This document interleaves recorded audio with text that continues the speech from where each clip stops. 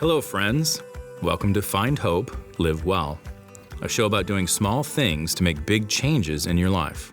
I'm Grant Stenzel. My goal is to help you regain hope and walk with you down the path of healing.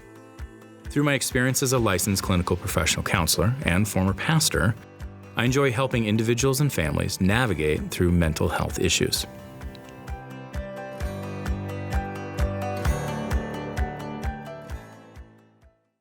On today's episode, we discuss why we argue when it logically never works. Why do we keep doing the same thing over and over, expecting a different result?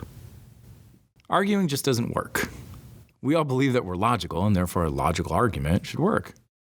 When was the last time you provided a very logical reason of why you were right in the middle of an argument and your spouse just stopped and agreed with you? Time is up. Couldn't think of one, could you? Making logical arguments in the middle of an argument is therefore illogical. Doing the same action over and over and expecting a different result is what? That's right, insanity. I'm not saying that arguing is inherently wrong. I'm simply asserting that it's not effective. For the most part, our goal during an argument is to be heard and understood. How likely is it that we'll meet the goal if we create an environment where the person gets defensive? As humans, we don't like to be wrong. We will argue even if we know we're wrong. This is human nature. So what is effective? Making unarguable statements. For example, "You are always yelling at me." This is a very arguable statement. I guarantee if you say this, the person will bring up the one time they didn't. Your message is lost and the argument will now start. Think about it. What was the goal of this statement? It was explain that you don't like being yelled at. You are being yelled at and you would like the yelling to stop. Is the statement, "You are always yelling at me," going to meet your goal? I don't think so. "I feel hurt when you yell at me." Could you use a softer tone? The fact that you're hurt is pretty unarguable. You're hurt. Someone can't really say that you're not. Starting with "I" brings ownership to the statement and not blame. The statement doesn't infer malicious intent. It simply defines a behavior you would like to stop. Conversely, what do you do when your spouse comes at you with an argument? I'm assuming that you've tried defending yourself, explaining your motives and explaining what the person has done wrong to you.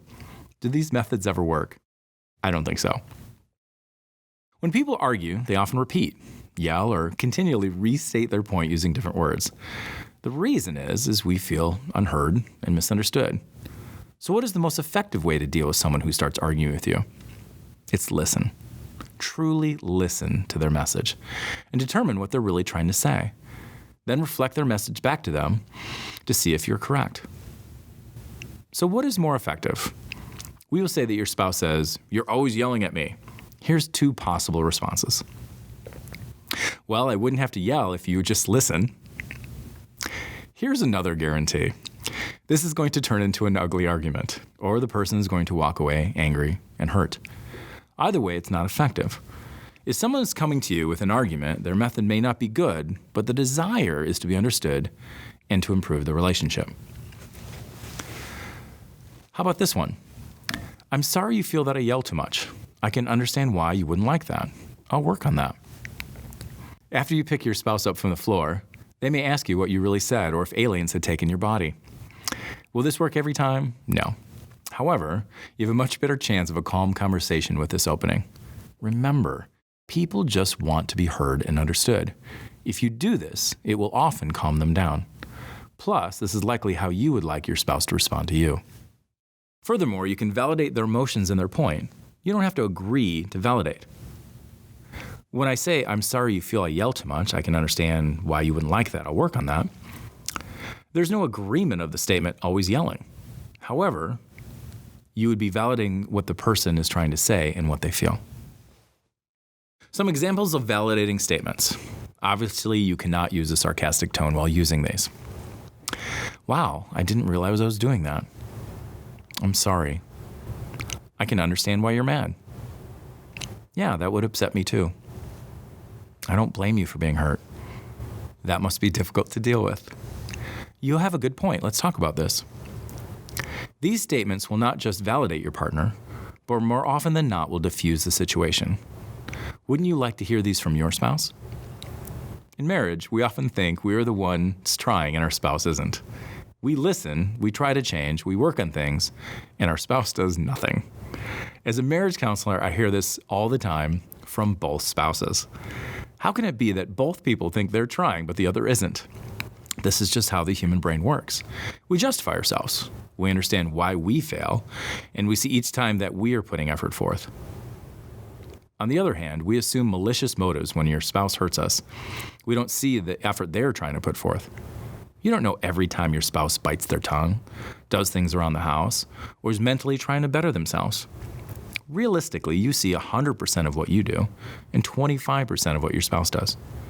Using these numbers, your spouse would have to do 4 times as much as you for you to feel that the effort put forth is both equal for you and your spouse. I believe for the majority of marriages, we have 2 people with good motives and bad actions. I know you think you're the only one with good motives, but your spouse also believes they're the only one with good motives. Why does this happen? Our actions communicate that we don't care, even if we do. If your spouse comes to you with a problem and all you do is defend yourself, they're going to think that you don't care or just won't listen. Even though you hear everything they're saying, you non-verbally communicate that you disagree and don't care by arguing back. There are many other examples of how our actions miscommunicate our intentions. Here are some rules of engagement or fair fighting guidelines. Conflict is inevitable. It is how you resolve conflict that will determine how well you get along. Arguing just doesn't work. However, if you follow these guidelines, things should go smoother. Here's the no list. No name calling. No yelling. No going off topic. No using words never, always, whatever, or how many times have I. No sarcasm. No mind reading. Do not tell the other person their motive or what they're thinking. No use of intimidation, threats, or violence. No starting a sentence with you. No explaining why. It doesn't really matter. No one-upping. I might have done this, but you did this, and that's worse. No minimizing your spouse's emotions. No attacking your spouse's character. No responding to a complaint with your own complaint. No repeating over and over the same thing. No generalizing. No eye-rolling. And no assuming they're trying to hurt you. Conversely, here's the to-do list. Listen. Earn the right to be heard. Call a timeout when things are escalating. If there's yelling, you're going nowhere. Come back in 1 hour after the timeout. Be honest. Apologize for what you've done wrong. Validate. Use reflective listening. For example, so what I hear you saying is you feel, say, sad when this happens. Start sentences with I. Use the formula. I feel, hurt, whatever it is, when you do this behavior, and I what you would like. Example. I feel hurt when you yell at me.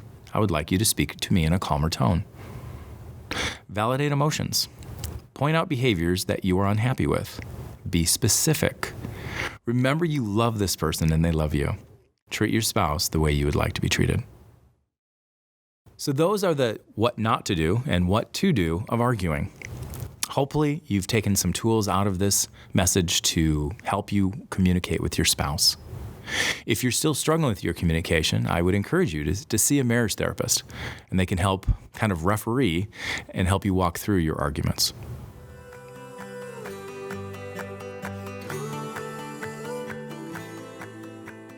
That's going to do it for today's episode. Visit stenzelclinical.com/news for helpful tips on parenting, relationships, managing anxiety, battling depression, and more. You can also find us on social media with the handle @StenzelClinical. If you enjoyed our show, please be sure to leave a review. As always, thank you for listening.